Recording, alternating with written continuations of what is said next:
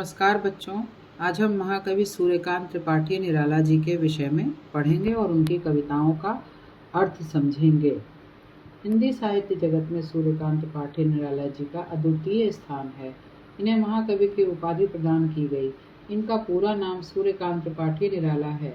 इनका जन्म स्थान बंगाल का मेदिनीपुर जिला माना जाता है। सूर्यकांत त्रिपाठी निराला जी का पारिवारिक जीवन बहुत कष्टमय था।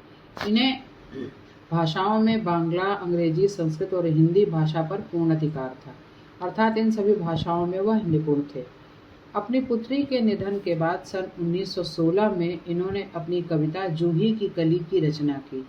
1922 में रामकृष्ण मिशन से निकलने वाले पत्र समन्वय का संपादन भी किया। इसके बाद 1923-24 में मतवाला का संपादन किया। इसके अतिरिक्त ये 3 वर्ष के बाद लखनऊ आ गए और गंगा पुस्तक माला का संपादन भी इन्होंने किया। निराला जी बहुमुखी प्रतिभा के धनी थे। इनकी निम्न रचनाएं हैं: परिमल, जूही की कली, गीतिका, अनामिका, राम की शक्ति पूजा, अपराध, तुलसीदास, कुकुरमुक्ता, अप्सरा, प्रभावती आदि। निराला जी स्वभावतः निर्भीक, स्पष्टवादी और विद्रोही कवि थे। यह उनकी रचनाओं में भी झलकता है।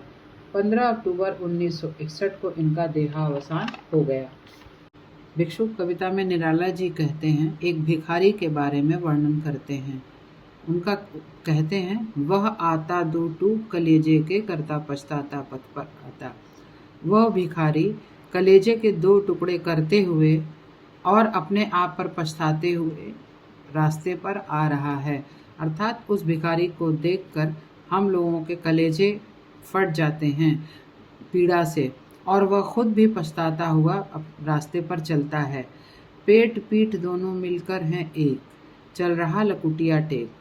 वह इतना दुबला पतला है कि उसके पेट और पीठ दोनों मिलकर मानो एक हो गए हैं, और वह लाठी के सहारे चल रहा है। मुट्ठी भर दाने को भूख मिटाने को, वो थोड़े से अन्न के लिए जिससे उसकी भूख मिट जाए, अपने हाथ में एक फटी पुरानी झोली लिए है, जिसके मुंह को वो फैलाता है ताकि उसमें कोई भिक्षा में उसे अन्न दे दे।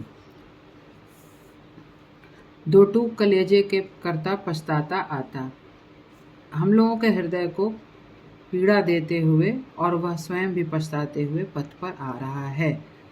उस व्यक्ति के साथ 2 बच्चे भी हैं, जिनका एक हाथ आगे की ओर फैला हुआ है और दूसरे बाएं हाथ से दोनों बच्चे अपने पेट को दबाए हुए हैं और मल रहे हैं तथा दाएं हाथ को फैलाए हैं, इस आशा में कि किसी व्यक्ति की दया दृष्टि उन पर हो जाए और उनकी भूख मिट जाए। बच्चे इतने भूखे हैं कि उनके होंठ तक सूख गए हैं। बच्चे आशा करते हैं कि कोई दाता उन्हें मिल जाए और उनका भाग्य भी खुल जाए, क्योंकि भीख देने वाला उनके लिए भाग्य विधाता के समान है। यही सोचते सोचते उनके आंसू बाहर निकलने लगते हैं, जिसे वह अपनी आंखों से बाहर नहीं आने देते हैं और मानो आंसुओं का ही घूंट पी रहे हों। इस तरह आंसुओं को अपने आँख के अंदर ही समेट लेते हैं। कभी कभी वो सड़क पर खड़े होते हैं और वहाँ पड़ी जूठी पतलों को चाटने लगते हैं। उसी जगह पर कुछ कुत्ते भी हैं जो उन जूठी पतलों को भी उनसे छीन लेना चाहते हैं, और कुत्ते भी वहीं उनके सामने अड़कर खड़े हो जाते हैं।